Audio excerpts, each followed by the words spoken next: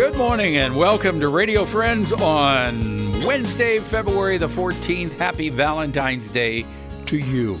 And we've got Larry Brown with us. He's a singer, a songwriter, a storyteller.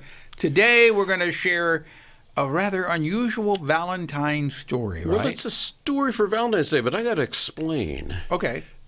Now, today is a strange coincidence of two Christian holidays. It is Saint Valentine's Day. Right. But it's also Ash Wednesday, the beginning of Lent. That's right. And I got to thinking, wow, should I go romance or should I go, penitence?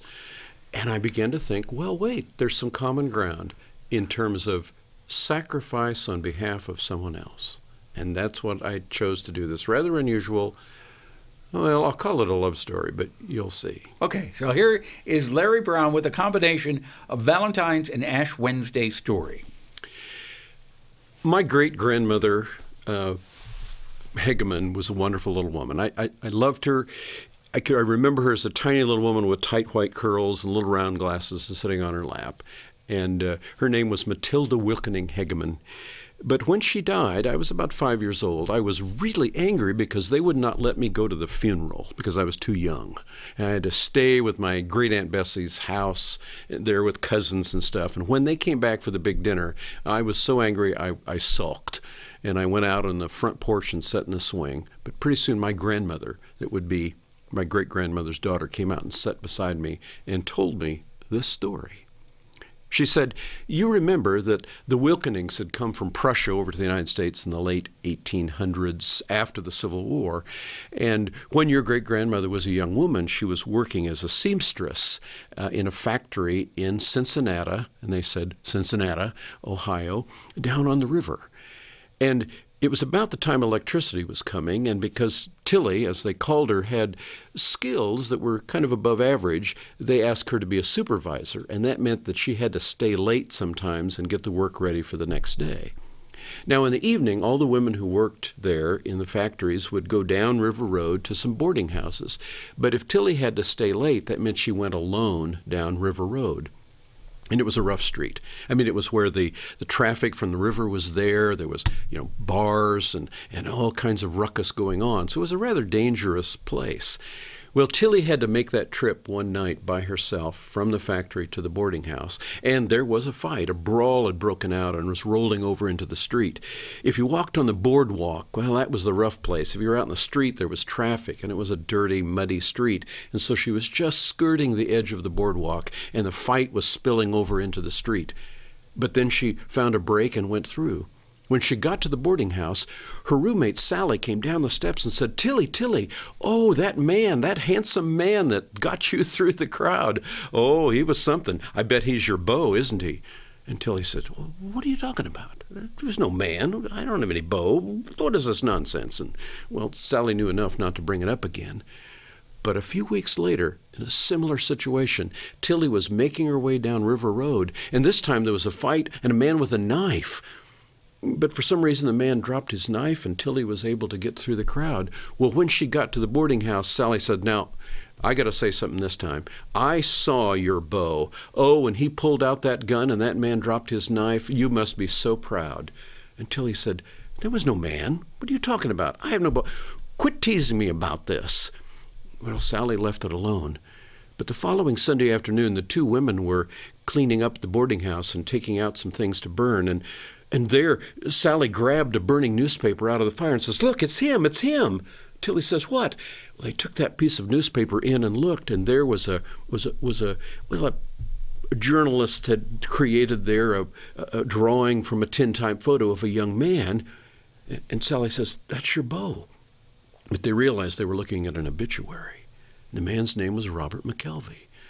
And there was an address. And so the two of them planned the following Sunday to take the trolley out to this address. And when they got out to a part of Cincinnati they'd never been before, a little bungalow, they went up, and a gracious elderly woman inviting them into the parlor and got tea. And she said, I suppose you're here to see about my Robert.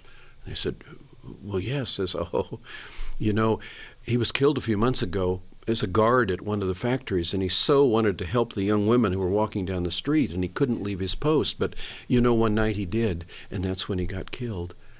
And you know, you're not the first women that have come to talk to me, and probably won't be the last, because you know what they're calling him. Tilly and Sally said, no, well, they're calling him the angel of River Road.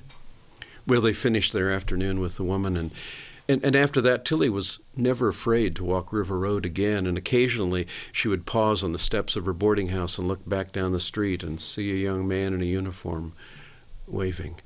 Well, when my grandmother told me that story, I had a hunch of what she was trying to do, and she looked at me and said, you know, maybe you too have got an angel now looking after you.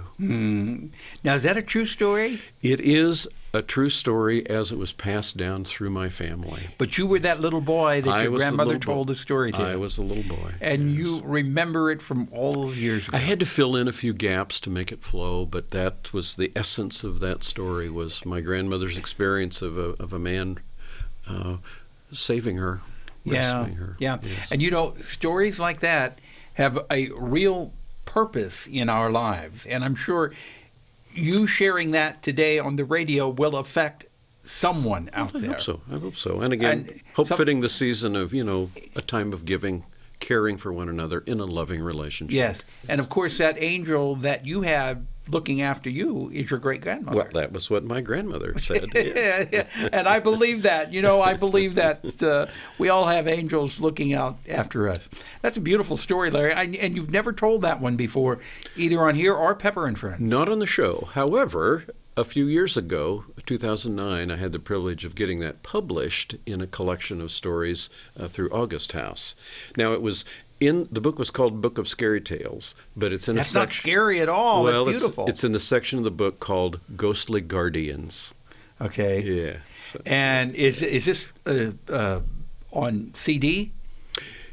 It's I think I have it on a CD. I think I do. But right now, I make CDs for people that request them, so I can put any story on. Okay, so if you're interested in a CD or a DVD, you have DVDs. I have some DVDs, too. Yes. Or if you want Larry to come and storytell for you or your group or organization, you'll do that, won't you? What's your website? I do that regularly. brownstory.com. Just go to brownstory.com. And if they want to pick up one of your CDs, can they do it on that website? They can order it from me, and I'll prepare one for them. Okay. Exactly. Thank you very much, Larry Brown. It's always a pleasure, and I really enjoyed that story. Thank you. On this Valentine's Day. We're out of time for today. Tomorrow, we're going to find out about Healthy Bottoms Diaper Bank. I've not heard of that before. We'll discover tomorrow. And Salvation Army. Drop me an email, pepperp@missouri.edu. Bye-bye.